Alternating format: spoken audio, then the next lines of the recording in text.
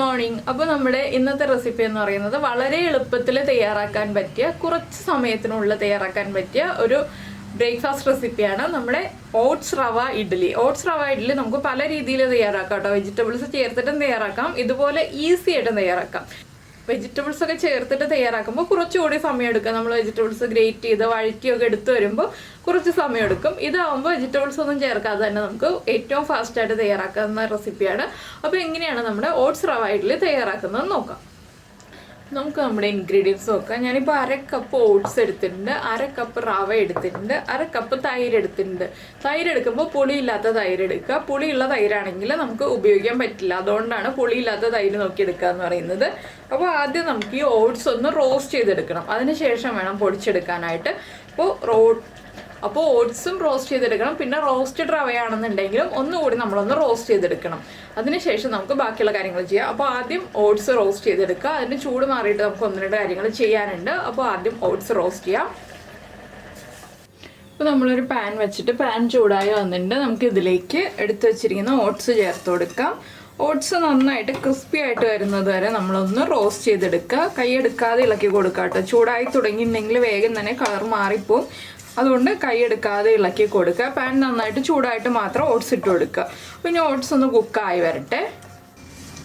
അപ്പോൾ നമ്മുടെ ഓട്സ് കുക്കായി വന്നിട്ട് നമ്മൾ ഇതുപോലെ എടുത്തിട്ട് ഇങ്ങനെ ഒടിച്ചെടുക്കുകയാണെങ്കിൽ ഇത് കണ്ടോ, ഒടിഞ്ഞ് വരണം, പൊടിഞ്ഞ് വരണം, അതാണ് നമ്മുടെ ഓട്സ് കുക്കായി എന്നുള്ള പാകം. അതുപോലെ തന്നെ നല്ലൊരു മണവും വരും കേട്ടോ ഓട്സ് കുക്കായി കഴിയുമ്പോൾ.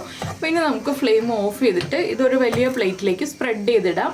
ചൂടൊന്ന് മാറി കഴിയുമ്പോൾ നമുക്ക് മിക്സിയുടെ ജാറിലിട്ടൊന്ന് തരിതരിപ്പായിട്ട് പൊടിച്ചെടുക്കാം. ഫൈൻ പൗഡറായിട്ട് പൊടിക്കേണ്ട, തരിതരിപ്പായിട്ട് പൊടിച്ചെടുക്കാം. വലിയ തരികളല്ല കേട്ടോ, ചെറിയ തരികളായിട്ട് പൊടിച്ചെടുക്കുക. ഈ പാനിൽ തന്നെ വെച്ചിട്ടുണ്ടെങ്കിൽ കരിഞ്ഞു പോകും, അതുകൊണ്ടാണ് നമ്മൾ ഈ പാനിൽ നിന്ന് മാറ്റി വയ്ക്കുന്നത്. അപ്പോൾ ഇനി ഞാൻ പൊടിച്ചു കഴിഞ്ഞിട്ട് ബാക്കിയുള്ള കാര്യങ്ങൾ പറയാം. അപ്പോൾ നമ്മുടെ ഓട്സ് ഇതുപോലെ തരിതരിപ്പായിട്ട് പൊടിച്ച് വെച്ചിട്ടുണ്ട്, ഇത് മാറ്റി വയ്ക്കുക. അതുപോലെ തന്നെ ഞാൻ ഈ പാൻ ചൂടാക്കി എടുത്തിട്ടുണ്ട്. ഇതിലേക്ക് നമ്മുടെ റോസ്റ്റഡ് റവയാണെങ്കിലും റോസ്റ്റ് ചെയ്യാത്ത റവയാണെങ്കിലും ചേർത്ത് കൊടുക്കുക. ഇനി റവയൊന്ന് റോസ്റ്റ് ചെയ്തെടുക്കുക. ഞാനിപ്പോൾ റോസ്റ്റഡ് റവയാണ് യൂസ് ചെയ്യുന്നത്. റവയൊന്ന് നന്നായിട്ട് ചൂടാക്കി എടുക്കുക. ഒരു 2 മിനിറ്റ് ലോ ഫ്ലെയിമിൽ വെച്ചിട്ട് ഒന്ന് ചൂടാക്കി എടുക്കുക. റവയും കൈയെടുക്കാതെ ഇളക്കി കൊടുത്തുകൊണ്ടിരിക്കണം. റവ ചൂടായി വരുമ്പോൾ നമുക്ക് ഇനി ഇതിലേക്ക് ചേർക്കാൻ വേറെ കാര്യങ്ങളൊക്കെ ഉണ്ട്. അപ്പോൾ റവയൊന്ന് ചൂടായി വരട്ടെ. നമ്മുടെ റവ 2 മിനിറ്റായി നമ്മൾ റോസ്റ്റ് ചെയ്തുകൊണ്ടിരിക്കണം. റോസ്റ്റഡ് റവയാണെങ്കിലാണ് കേട്ടോ 2 മിനിറ്റ്, അല്ലെങ്കിൽ റവയുടെ കളറൊക്കെ ഒന്ന് ചേഞ്ചായി നല്ലൊരു മണം വരും റവ കുക്കാവുന്നതിൻ്റെ. അത്രയും സമയം നമ്മൾ റോസ്റ്റ് ചെയ്തുകൊണ്ടിരിക്കുക. ഇതിലേക്ക് ഇനി നമ്മൾ ഫ്ലെയിം കുറച്ച് വെച്ചിരിക്കുന്നതായിരിക്കണം. നമ്മൾ പൊടിച്ചെടുത്ത ഓട്സിൻ്റെ പൊടി ഉണ്ടല്ലോ, അതും കൂടി ചേർത്ത് ഒന്നുകൂടി ഒന്ന് ചൂടാക്കിയെടുക്കുക. റവയും ഓട്സിൻ്റെ പൊടിയും ചേർത്ത് ഒരു 30 സെക്കൻഡ് ഒന്നുകൂടി ഒന്ന് ചൂടാക്കിയെടുക്കുക.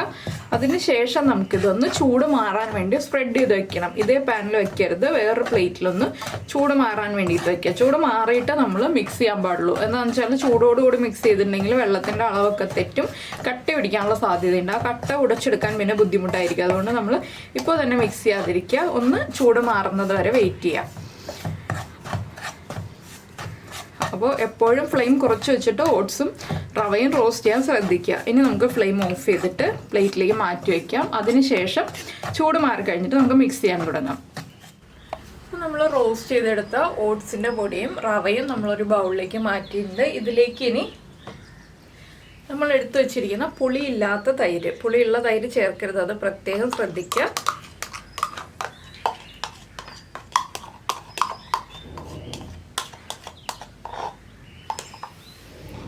അതുപോലെ തന്നെ ആവശ്യത്തിന് ഉപ്പ്,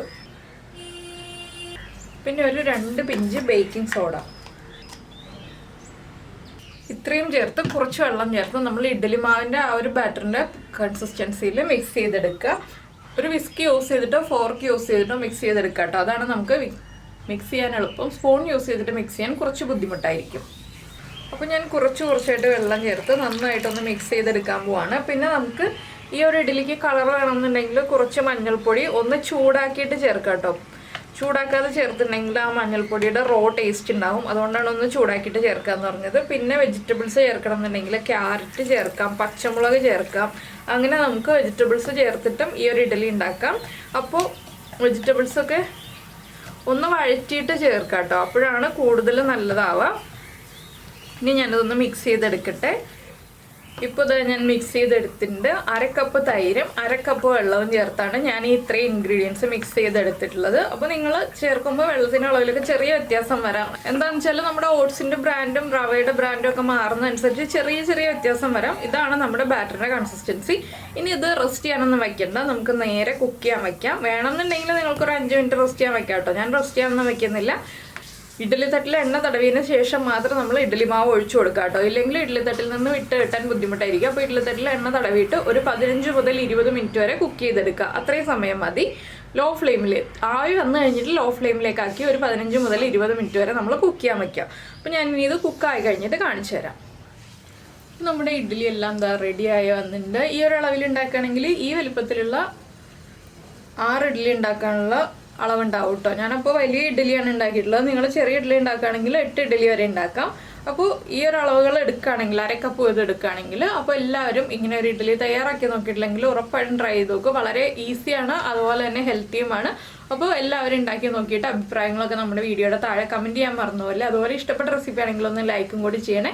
പിന്നെ ഇതിൻ്റെ നല്ല കോമ്പിനേഷൻ എന്ന് പറയുന്നത് നല്ല തിക്കായിട്ടുള്ള തേങ്ങ ചട്നിയും അതുപോലെ തന്നെ നമ്മുടെ ടൊമാറ്റോ ചട്നിയാണ്. അപ്പോൾ എല്ലാവരും ഉണ്ടാക്കി ഈ രണ്ട് ചട്നിയുടെയും കൂടെ ചേർത്ത് കഴിക്കുക. അതിനുശേഷം അഭിപ്രായങ്ങളൊക്കെ കമൻറ്റ് ചെയ്യുക. നമുക്ക് നമ്മുടെ അടുത്ത റെസിപ്പിയുമായിട്ട് അടുത്ത ദിവസം വീണ്ടും കാണാം.